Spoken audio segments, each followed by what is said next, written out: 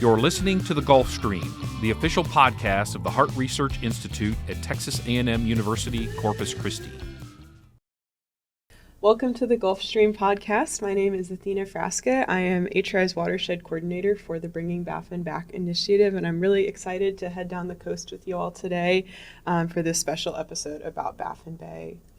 Baffin Bay is an iconic estuary on the South Texas coast. It's beautiful, rural, ecologically very unique, and economically very important, especially for recreational and commercial fishing, as well as for hunting and all sorts of other activities, including bird watching and just spending time outdoors. Like many natural systems along the Gulf, Baffin Bay faces its fair share of challenges, including water quality degradation and habitat loss. That's where conservation efforts like the Bringing Baffin Back initiative, a collaborative initiative led by the Harte Research Institute and the Coastal Bend Bays and Estuaries program, come into play, and also where today's guests come in. In this episode, we're diving into ecotourism and how local businesses help sustain ecosystems and communities. I'm joined today by Meghan and Justin Brodnax, the couple behind Pesca Lodge, a premier fishing and hunting lodge on the shores of Baffin Bay. They've built a destination that really has drawn anglers, hunters, outdoor recreation enthusiasts, and all sorts of other people from across the country and the state. They have been advocates and stewards for Baffin Bay and have been really involved in all sorts of facets of our Bringing Baffin Back initiative and other work.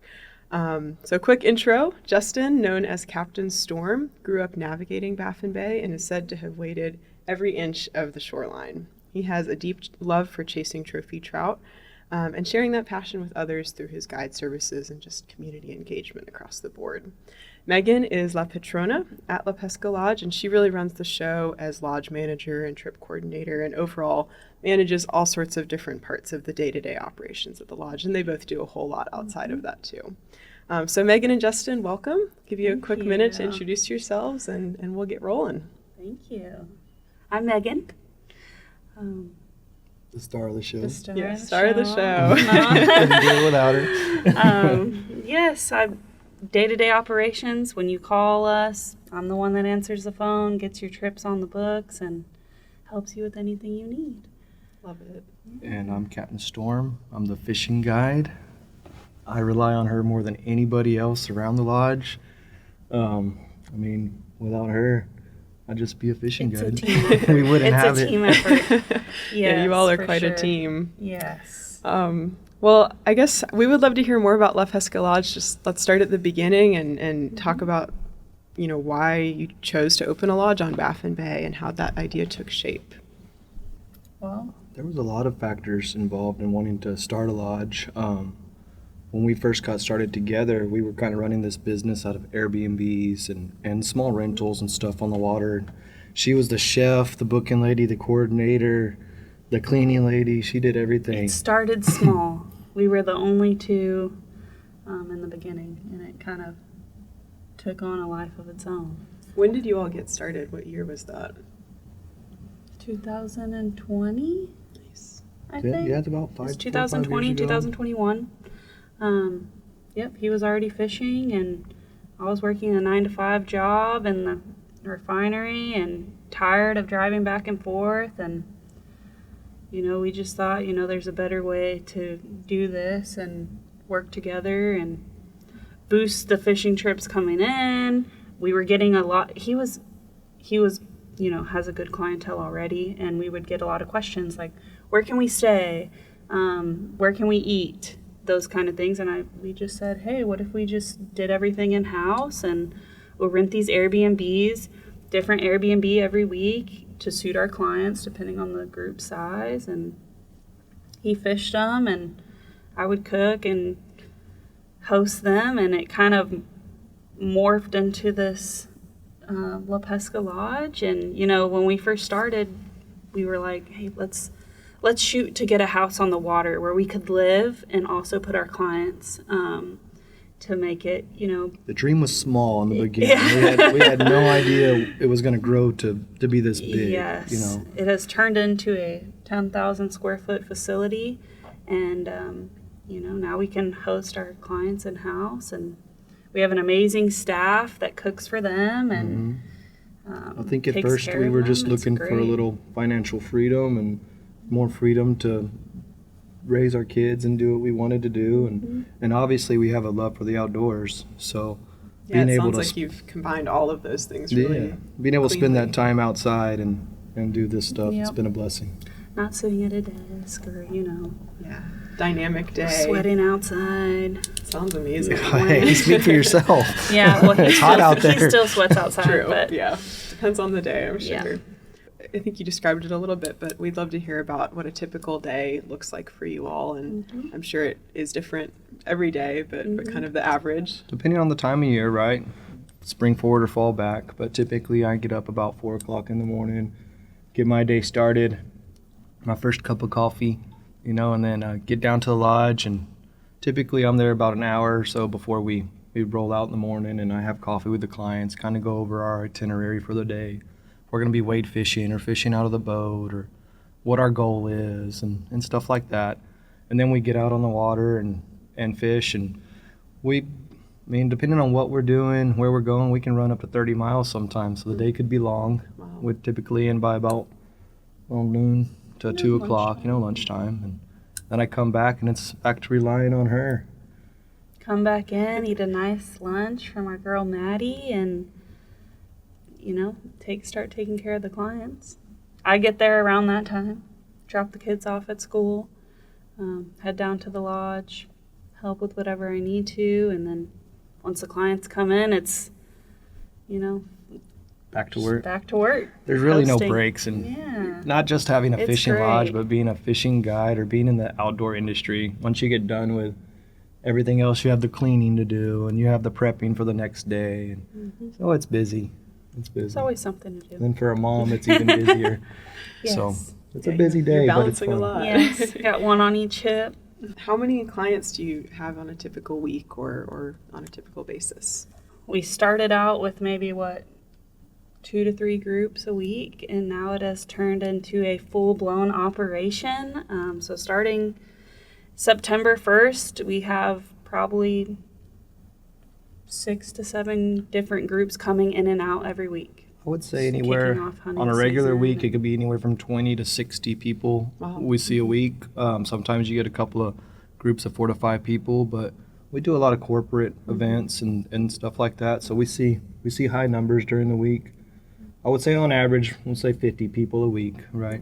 And then coming into our busy time, September, October, we have dove hunting, our cast and blast, and I think we're fully booked. We don't have any availability for the next 2 or 3 months.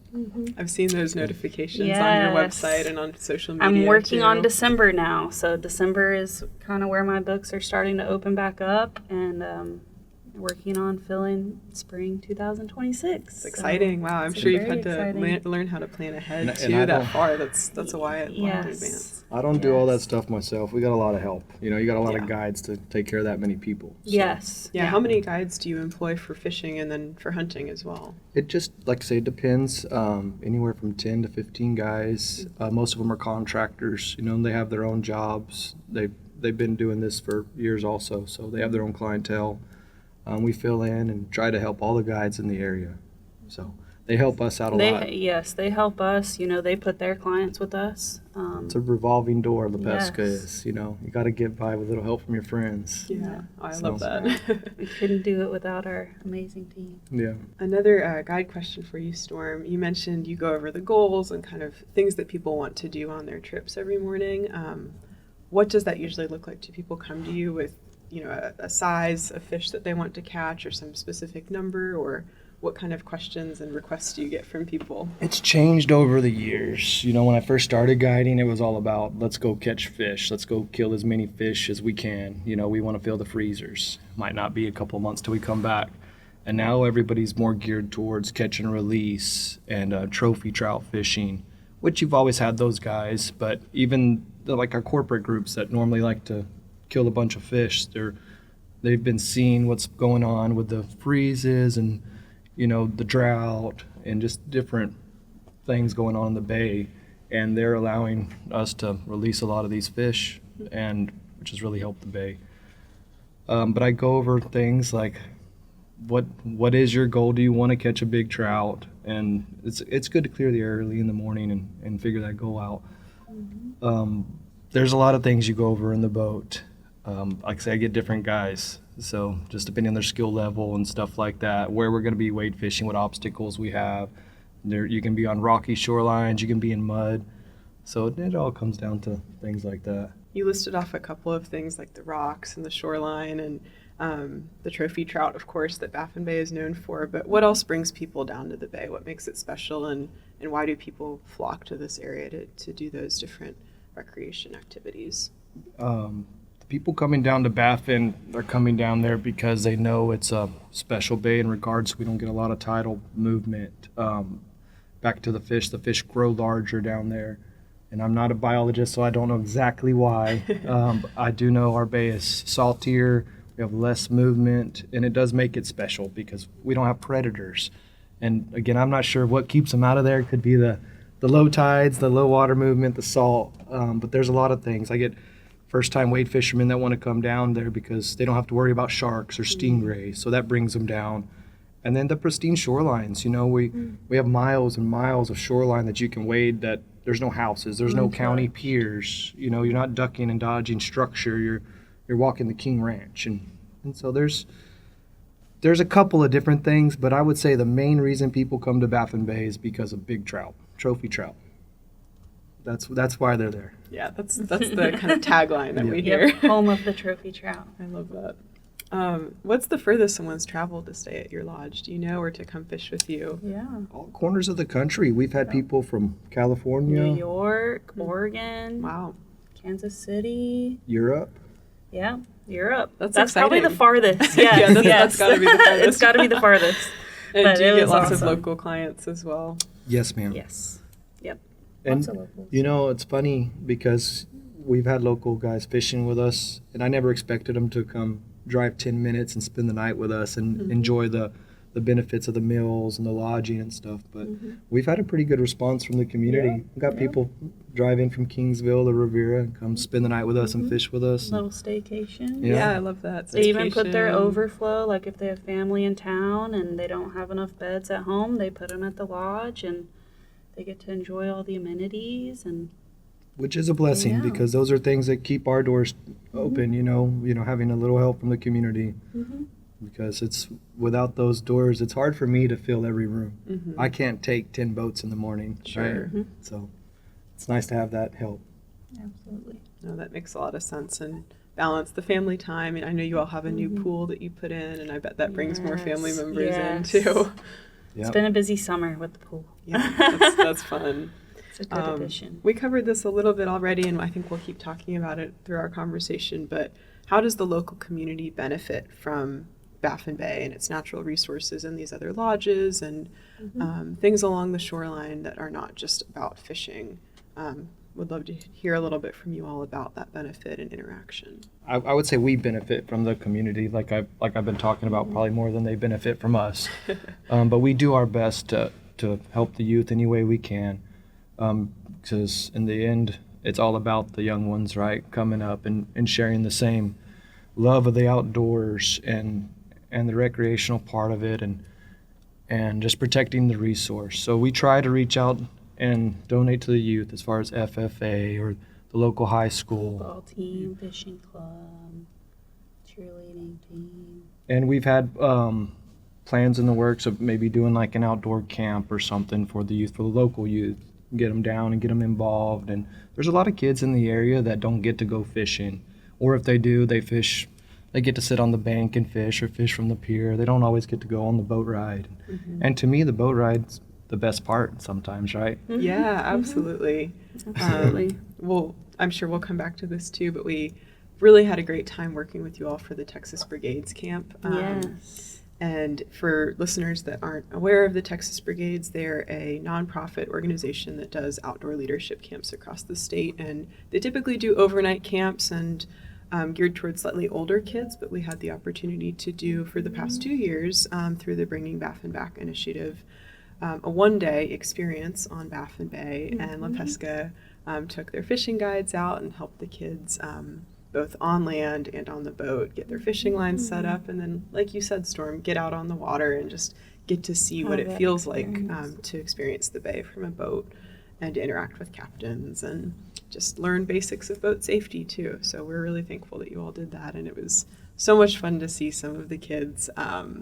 The look on their face, they were kind of nervous getting on the boat, and then I don't know if you remember, but they hopped on and like, this is the first time I've ever been on one. Am I going to fall off? And then they relaxed and had a really great experience. So I'm excited to hear that you all are thinking about more options like that in the future too. Yes. So shifting gears a little bit, I wanted to talk about ecotourism with you all, and that's kind of a big term, but a simple definition ecotourism is responsible travel that focuses on exploring natural environments in a way that conserves the environment, sustains the well-being of communities, and promotes education and appreciation for nature. Mm-hmm. And just thinking of that definition, it sounds a lot like what you all have described so far and what your goals are and what you're already doing, even if you don't always market La Pesca as an ecotourism lodge or Baffin Bay as an ecotourism destination. It still checks a lot of those boxes. So do you see La Pesca as being part of that ecotourism model? Is that something you think about when you think towards the future of the lodge? Absolutely.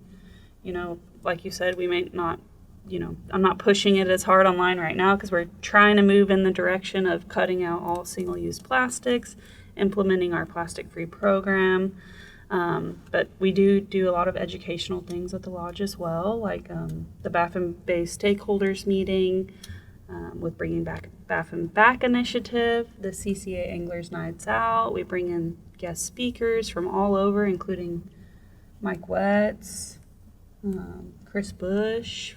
I think as important as it is to cut out the material things like the plastics and stuff, it's also important to protect your resource, right?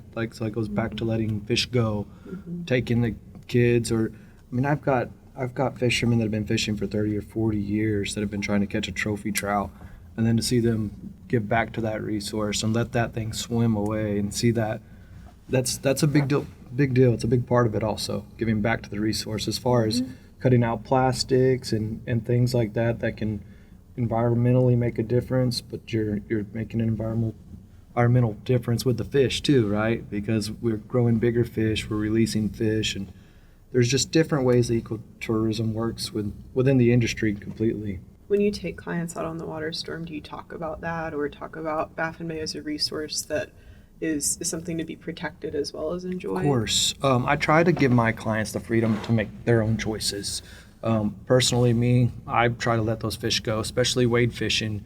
I prefer to not even carry a stringer unless I'm going to keep redfish most of the time.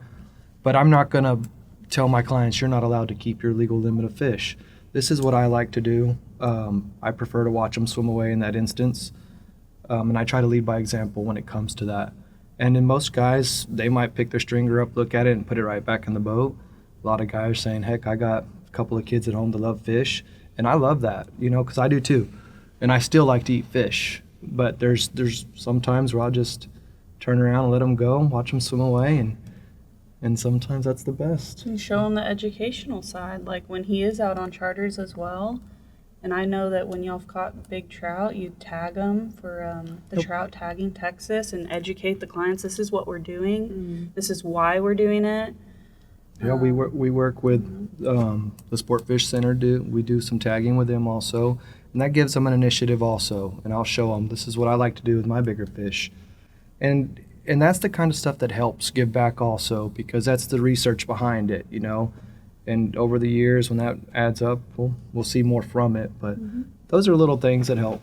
And those guys will see that, and they're like, you mean I get to tag that? Yeah. I get to tag that fish? It's exciting. Yeah. They don't know about it. You teach them and educate them about it, and they're like, man, that's cool. I want to do it too. And it might be 2 years down the road. It might be 2 months. But if somebody recaptures that fish, we get to know where it went, how much it's grown, how much does it weigh now.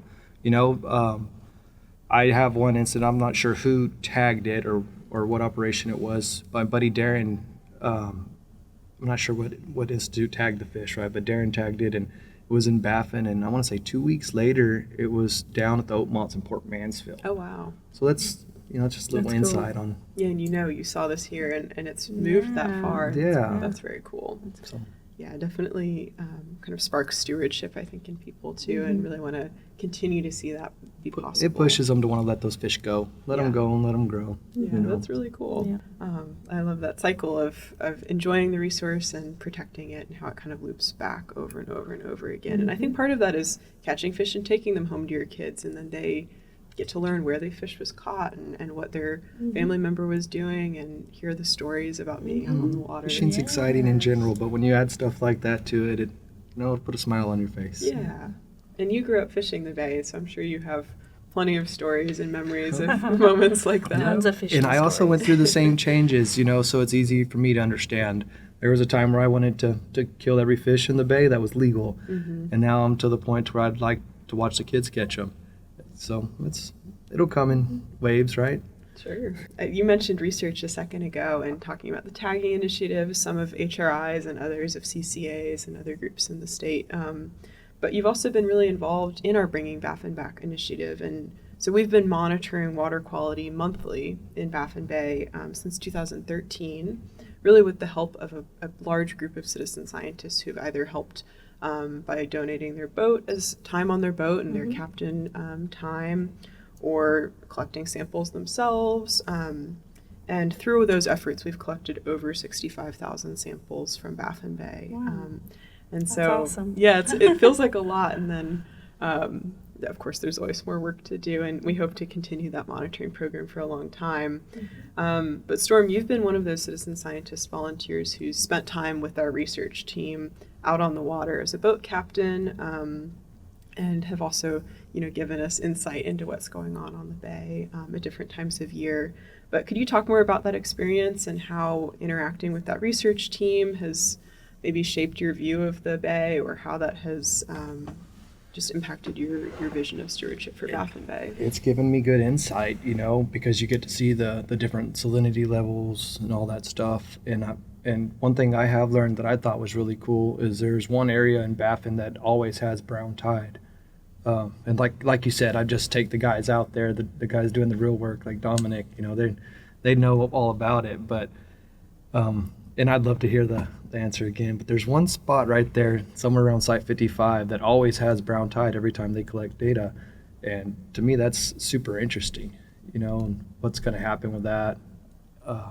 Yeah, that site up in the Laguna Salada arm of Baffin Bay, a lot of our research has indicated that is kind of an incubator location for the brown tide organism, and that's what contributes to algal blooms in Baffin Bay. And a lot of the time it's just hanging out up there. It's in the water, it's not causing a problem. And so a lot of Dr. Wetz's research looks into what allows that to spread throughout the rest of the bay, and what circumstances contribute to those brown tides. But yeah, when our team goes out and measures salinity and measures the different parameters of water quality, I'm sure I've had a lot of fun seeing that in the past. And growing up there, I used to swim in the waters there, and I've seen it go from clear to gray, like the Cayo del Gruel, and then back to clear, no grass, and that's kind of got me to the point why I wanted to volunteer, because I wanted to know what was going on, and if it's supposed to be like that, or if it's getting better, if it's always changing, and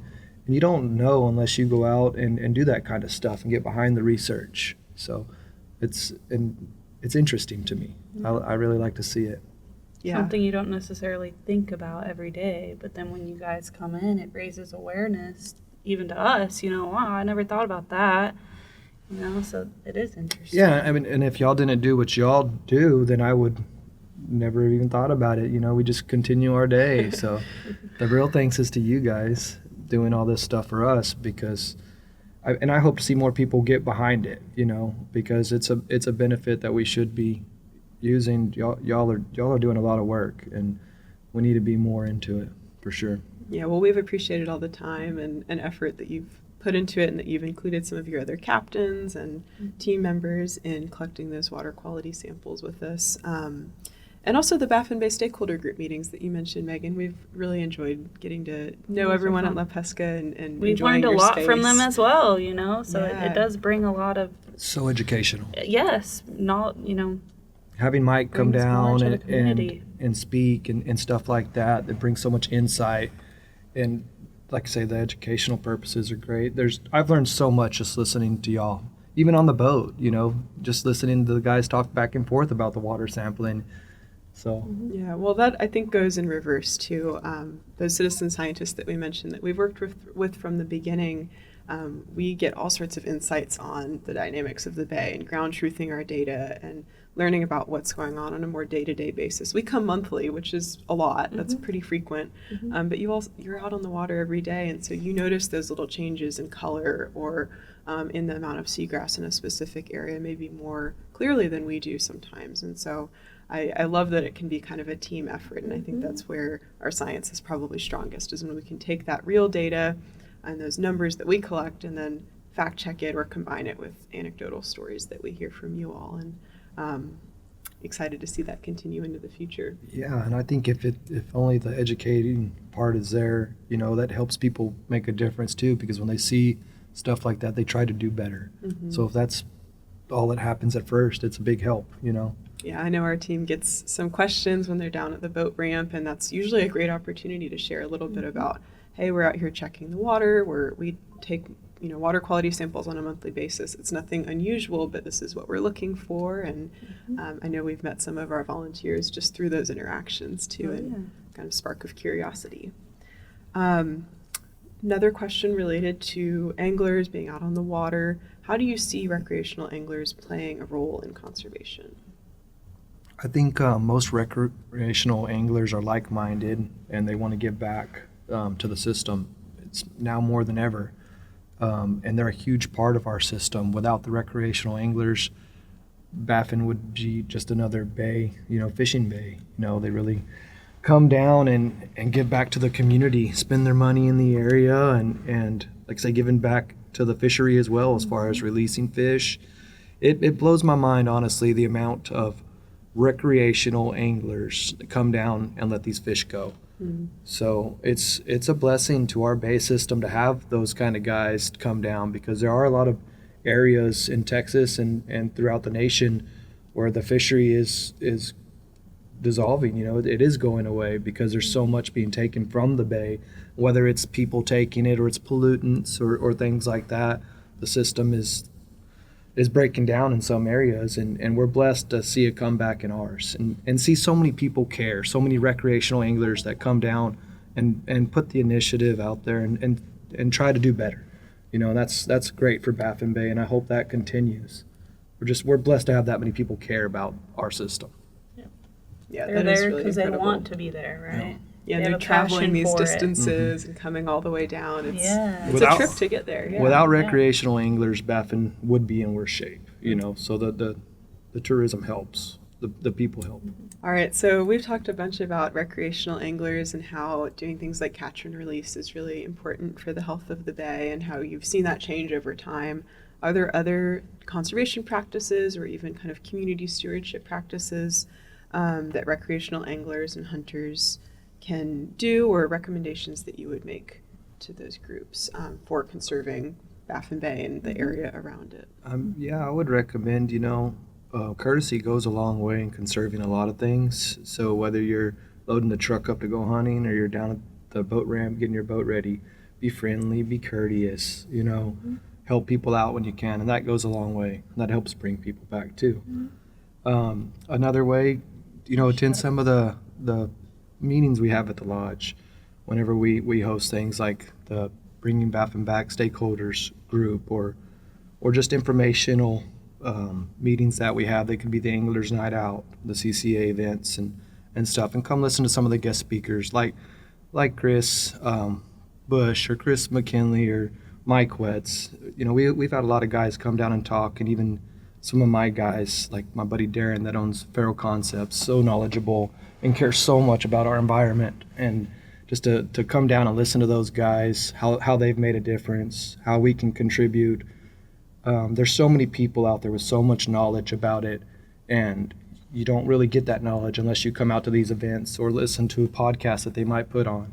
So little ways like that helps, and they give you ideas and other ways to give back. Yeah, speaking of those meetings, I've of course attended some of the Baffin Bay stakeholder group meetings and Bringing Baffin Back initiative meetings, but also the CCA Anglers Nights Out. Those are really fun events, and I remember the one that you all hosted maybe a year and a half or 2 years ago that Dr. Wett spoke at.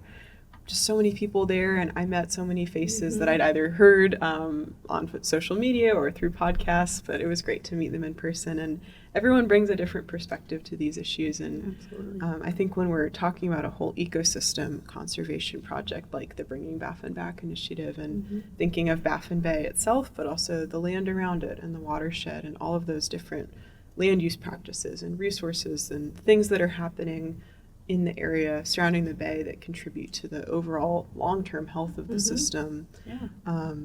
You can't figure that all out on your own. You need to include the people that are fishing, the people that are hunting, people that are farming, people that live in the area, visitors to the area. And so those are such great opportunities to both hear from other people but make your voice heard, and you probably bring something new to the table every time you attend. Yeah, and everybody makes a difference, you know. Everybody that shows up makes a difference. They contribute in some way. So it's, if you think you're not going to make a difference, you're not going to contribute, show up because you'll be surprised. Everybody does make a difference. Yeah, that's great advice. So thinking back to the whole community around Rivera and Baffin Bay, I think that probably includes Kingsville and other kind of close communities and really the broader South Texas community, I guess. Why is giving back to that area important to you? You mentioned some of the sports team donations you make and fishing clubs and hosting those educational events. We want it to be great, and we have children that live in the community and friends and family. We want it to, we want, just like any other parent wants, we want our kids to succeed, and we want them to have more than what we had. And I hope that our bay is in better shape for our children. Not just our bay, but the whole surrounding area. Like you said, it's one of the biggest areas. Our chapter, our CCA chapter, the Brush Country chapter, is one of the bigger ones. So we have Alice, you got Ben Bold, you got Sandia, you have Valfurious, Fremont, Kingsville, Rivera, Sarita. It's a big area. There's a lot of people, and if you can get everybody involved, it's cool to see the community grow in ways where you give back, and it's like a disease almost. It's contagious. You start doing something, and somebody else notices it, and they want to either join you or they want to do something, and that's great. And I think our community needs more.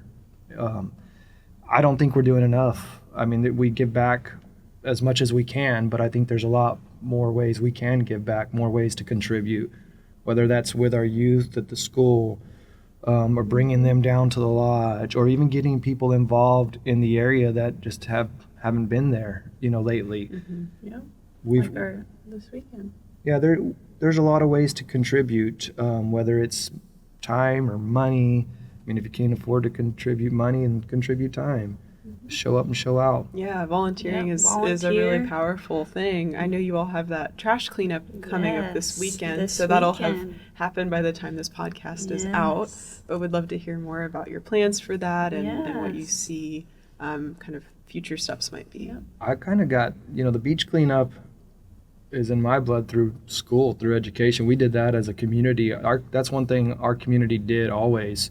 It was through FFA. Our ag teachers had us do beach cleanups and stuff like that, and it's a good way to bring the community together. Put in the time. Yeah, and it's something that we hope to do a lot more of in the future. So I know the podcast will be out by then, but we will be having another one. So check us out on Facebook and kind of keep up with us. And when we do have the next one, please come down and help and get involved. It'll be fun. Love it. I'm looking forward to it. Could you give a little recap of what the beach cleanup will look like, kind of what time of day and what people can expect when they go to one of these in the future? Absolutely. So 8 a.m. we're doing check-in at the lodge. Beat the heat. Beat the heat. That's the main thing. It's hot right now. So come check in at the lodge at 8 o'clock. We'll be supplying, bags to pick up trash, water, free lunch. Love it. They come check in. We'll all go out, whether it's by land, by boat, collect as much trash as we can, get our hands dirty. And we will be giving away door prizes. Oh, fun. That always brings people out. That's Love what we're trying to do. So, just make the most out of cleaning up our community and the beaches. I mean, everyone loves to go to Baffin to hang out on the beach or fish on the beach, and it's, it sucks when you go and there's either big debris or the trash cans are overflowing, or, we can do things here in the community. Every little bit makes a difference, right? Whether it's picking up a plastic water bottle or a dirty diaper or whatever it is, our bay is pristine and we want to keep it that way. So yeah, if all you have is a Walmart sack and that's all you get, every little bit makes a difference. Yeah, and it's so satisfying. Join us. End up with this bag of trash that you can actually throw in. You see the difference you've made afterward. That Texas Brigades camp that we talked about earlier, we had, of course, fishing, and we had birding activity and water quality sampling and kids out on the boat, but we also had a trash cleanup this past year, and I think that was the feedback we got from kids who attended. That was their very favorite part of the camp, and we laughed about it because they got to hang out with game wardens and do all this other fun stuff, and their favorite activity was picking up trash. But I think it was because it was something they got to do hands-on and fill these bags up and see the difference they made. And that's why we wanted to include the boats. And I'll tell the guys, and when we have our meeting Saturday, I'll tell them, why don't y'all go fishing for a little while? Because that's part of having the boats out there, is we wade fish these shorelines, and you walk back to the boat and there's trash everywhere. So, go make a wade, catch a big trout, and pick up some trash on the way back. Yeah, it's a great combo, and then hopefully a habit that people can get into, and that might kind of, I guess, lead to other conservation practices down the line. You got to start somewhere. Sure. Well, that's great. Excited to hear about how the cleanup goes. Are there any other ways or things that you're looking forward to doing, whether they're events in the future or continuing those trash cleanups? I know you mentioned maybe a youth camp. Are there other things you're hoping to do or looking forward to? I would love to do like some kind of kids camp in the summer, now that it is our busiest time, so we're kind of working through, do we do it in the summer, do we do it in the fall, kind of school schedules. Of course, the kids are free in the summer. Yes, of course. So just something. Teaching them how to cast a fishing pole, or why we fish certain spots, or what they're eating, or moving forward, we definitely have plans in the works for a summer camp, maybe like a week-long deal. Nice. We're gonna get some feedback from some local families and stuff like that on how long it'll be and on whether it'll be an overnight camp or a day camp. But when we have things coming out in the future, like I said, follow us on Facebook, you'll be able to see that stuff, and you won't have to be a local Claiborne County resident for the camp. Obviously, there's going to be select spots, but if you want to come down and do that and get involved, just kind of follow us, and when we update post, you'll hear about it. Great. Yeah, follow them on Facebook. That's definitely the best way to keep up to date. Final kind of congratulations / question for you. You recently welcomed a new member to your family just this past, I guess, what month was that? November. Yeah. Okay. Yes. So about a year ago now. That's almost time flies. a year. Yes. But looking ahead, you've talked a little bit about preserving the bay and the area for the next generation. But what do you really hope that your family can experience and your kids can get out of spending time down on the bay and growing up there? That they have a wonderful childhood. The childhood he had when he could walk around the bay and catch fish and play in the water and. But there's a sense of responsibility that comes with stewardship. You get that freedom, but you also have that responsibility to take care of the area. So I'd love to see my kids grow up in a great ecosystem where they can catch big trout and redfish and still walk the shorelines and not have to duck and dodge piers and stuff like that. But I'm going to try to instill in those kids, you protect nature and stuff like that, and you protect your resource. Than you found it. Yeah. Right? Yeah. Maybe it all comes down to that. Pretty simple. Right. Leave it better than you found it. It comes down to the youth, right? Here in 20 years, we're going to depend on them to do what we're doing now. So those kids are going to have it instilled in them. Yeah. It's up to us to set the stage for them to They're already succeed. out walking the beaches, so it's only They'll be out there picking up trash on Saturday. That's right. Awesome. I love that. Well, thank you all so much for being here and for sharing your stories and advice. And it's just been a pleasure to get to talk with you and hear more about your work and the lodge and, of course, talk about Baffin Bay. Well, thank you so much for what y'all do. Without y'all, like I said, it's contagious. Yeah. So we watch and see what you guys do, and we want to be part of it, and we want to grow from that also. So thank you, and thank the Harte Research Institute and bringing Baffin back. And without those guys, without all y'all, we wouldn't be here. Well, I appreciate it. Yep. So you mentioned a couple times if you want to learn more about the lodge, you have a website. Yes. Facebook seems like really the go-to. Yes, Facebook, Instagram, pescalodge.com. You can call or text me anytime. Be more than willing to What's your answer any phone number? questions.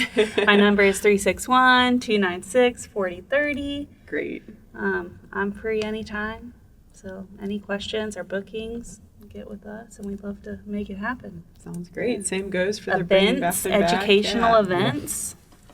I'm interested in that as well. Yeah, sounds like you're open to new ideas. Yes. And same for the Harte Research Institute and Bringing Baffin Back. You can find us online, on Facebook, on Instagram, and all that social media stuff. And if you want to learn more, I'd recommend checking out those resources. And until next time, thanks for tuning into the Gulfstream podcast. Thank you so much. Thank you. Thanks, guys. If you enjoyed the episode, consider contributing to a greater Gulf by visiting harteresearch.org. That's HARTE research.org.